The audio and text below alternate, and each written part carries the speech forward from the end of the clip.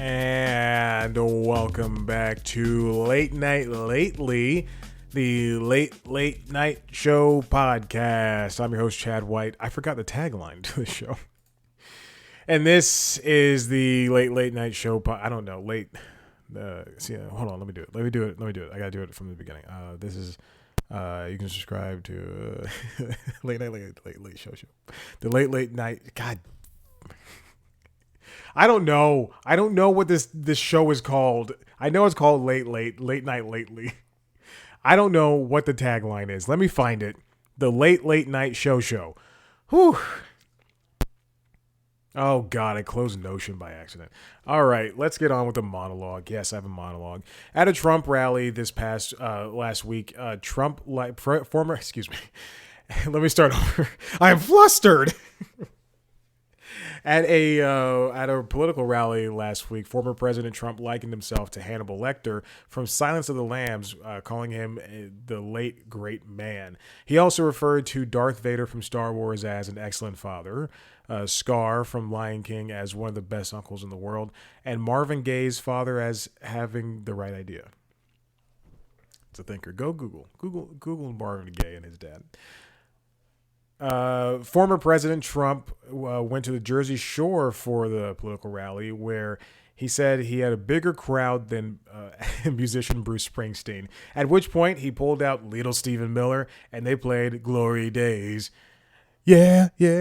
Just how close they get. Have you ever seen Bruce Springsteen and Little Stephen Van Zandt singing that song? They share a mic and they go back and forth and they're like this close to each other. They're so close. It's so fun. But Trump and Stephen Miller are a much better pairing.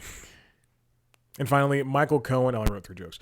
Michael Cohen goes when former Trump co-worker Michael Cohen went on the stand at Trump's hush money trial, where he said he lied and bullied others on Trump's behalf, and he said he wouldn't do it again unless it would help the next book he sold, which would be better than the last one. I messed up the delivery of that. Let me say it one more time. Michael Cohen, former Trump, let's start all the way at the beginning.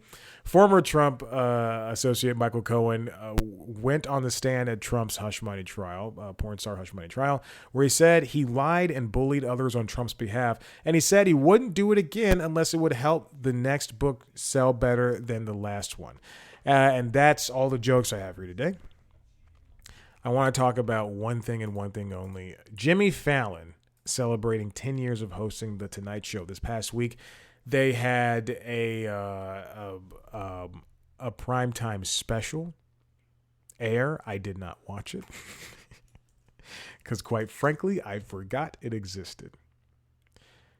I went to Hulu.com. I meant to go to Peacock. Let's go to Peacock and see if that is still there. First of all, let's see if I'm still signed in on the computer. And I watch things on the computer. I'm not stupid. Oh yeah, they had there's a 10th anniversary special that aired in prime time. It's just highlights from monologues, sketches, and guest interviews, games, and musical performances from the last decade. So it's exactly what I thought it was going to be. Oh, it was a 2-hour special, and it comes in at $124 on Peacock. It's exactly what I thought it was going to be, which is fine. But I did watch the show that aired that night. His show that aired that night, and it was great. And you know what? I enjoyed the episode. I believe the episode featured the likes of. Hold on, let me scroll all the way back. Was it Jimmy Carr? Was that the episode? I don't know because I watched it, but I don't remember who was on it. All I remember is that the monologue was very funny, and I enjoyed the monologue. It's not often that I do. You know what? This is not mean. Jimmy Fallon, they have a connections game where he's just playing connections, which is insane. The New York Times game Connections. Anyway, whatever. That's stupid. But he celebrated 10 years, and I thought it would be fun to go back and look at his YouTube channel and see the most popular. Let me go to. There we go. Oh, God. If you're watching the video, you can see me pull up the YouTube channel for Jimmy Fallon. How do I... Here, let me do this. I'll move myself over here. You also notice I have many tabs open, including including some other YouTube channels from the late night world. Who cares? I'm just gonna open this. It doesn't matter. Okay. Boom. Here it is in all its glory. So I thought it'd be fun to go back, hit the older button, the oldest button, and see all the stuff that like what changed in the YouTube world for Jimmy.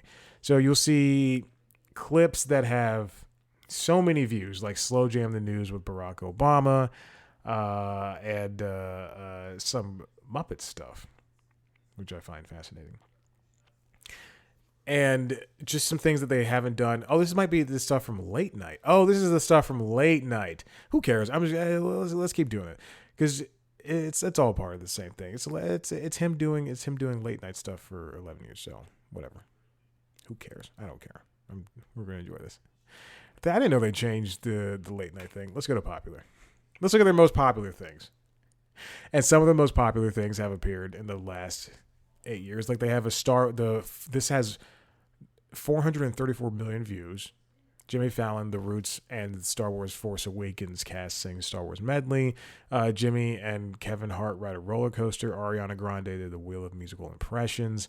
Jimmy and the cast of Sing perform Wonderful Christmas Time. Wow.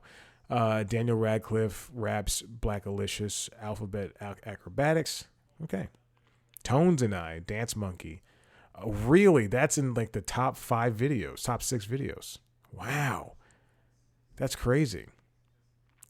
That was a couple of videos I watched. Will Ferrell and Chad Smith drum off.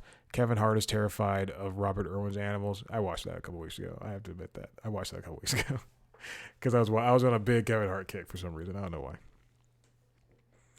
Wow, and so a lot of these videos are from the past couple of years. Like they have BTS performing when they did that week at the Tonight Show a couple of years ago. They had some Avengers stuff, Justin Bieber and Questlove drum off, Robert Irwin playing with Black Baby Bears, Wheel of Impressions with Seth MacFarlane.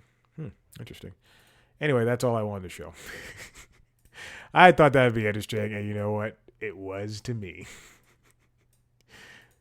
Either you're along for the ride or you're not.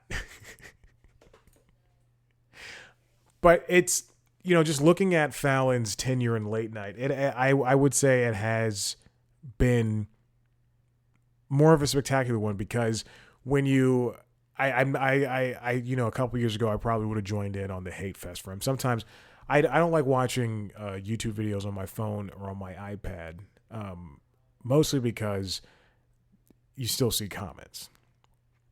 And no matter what Tonight Show video I turn on, there's always going to be comments. And it's always like, especially if it's an interview, like if I go to an interview with Drew Barrymore and Jimmy Fallon. Yes, Jimmy he's very puppy dog like. He's got a lot of energy and sometimes he interrupts people. But don't watch the video if you know that he's going to do that. Don't complain and go on the comment section and complain because it's ridiculous. Like don't subscribe to IGN and then complain that the game you wanted to love so much got a 6 out of 10 in this arbitrary score that they have to give, that every reviewer has to give. And you're mad because that's what they gave it to him. But he has, but every single one of these hosts in late night has their own positives and negatives. I mean, every single person in the world has their own positive, negatives, and gray areas. But we're here to talk about Jimmy, and I like Jimmy. I have an appreciation for him, especially because I watch every single late night show that's on. Not every episode. It's insane. But I watch every single late night show. And you see the nuances of who he is. Jimmy's an entertainer. And when you look at somebody like Corden, who, and I hate to put them in the same spot, but Corden did come and kind of put a little bit of fire under Jimmy's butt. He came in and he did the job better. James Corden came in and he saw what Jimmy was doing on the internet, on YouTube, and truly just innovated upon it, especially with the things like stopping traffic in front of the CBS studios in Los Angeles and doing sidewalk street musicals and bringing Tom Cruise along for primetime specials and countless primetime specials, mind you, and not, let's not forget Carpool Karaoke, which is a show that is still going on Apple TV, I think. But this is all big news, and then Corden left, and now Jimmy can't be reticent because there are other distracting things that people can watch instead of his show. Seth Meyers is a closer look. And I know I said I was going to do so. I was going to talk only about Jimmy, but and I was only going to talk positively. I'm not only talking positively, but I also want to cover this stuff. But Seth Meyers, a closer look, is a segment that will consistently get a million views per video. And then last week tonight, even though they moved their half-hour stints or their half-hour uploads to Thursdays instead of Mondays, those are always going to outperform a Fallon thing. And then some things that happen on Daily Show will outperform Fallon, like especially the monologue. And Colbert, his legion of fans love him. And every single one of those hosts have their positive and negatives. But let's get back to Jimmy. Jimmy, for the past 10 years, has just been energy, like very good, positive energy. And that's sometimes what you're missing when it comes to late night shows. Carson had his own thing. He had this own cool, calm, collected thing. And when somebody challenged that, like Don Rickles or Rodney Dangerfield, and when something didn't work, and when everything broke, it was fun because you could see Johnny just kind of get visibly frustrated, but go along with everything that's happening. Same thing for Conan. Conan, things often broke down for his shows, and yet he took it in stride and always made fun of it. And for Fallon, he just, even with these games, even if I'm not going to sit there and watch him play Connections, I know that it's still something that's fun and engaging for the audience. And you know what? I will say this. He engages with the audience more so than any other late night host. And he engages with them in a way, not more so than any other late night host.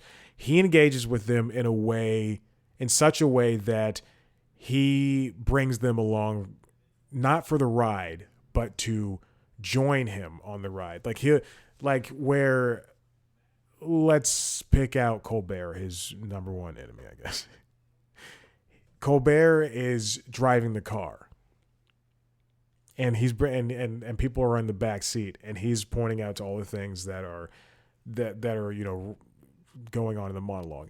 Whereas for Fallon, he says, "Hey, do you want to come drive?" And I'll just sit in the passenger seat sometimes. So that's why things like the hashtags, that's why things like Connections, Wheel of Musical Impressions, it gets the I'm going to quote Will Ferrell and Blades of Glory. It gets the people going.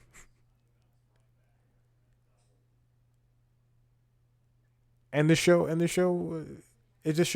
It does. It works, and it does. It does what it does.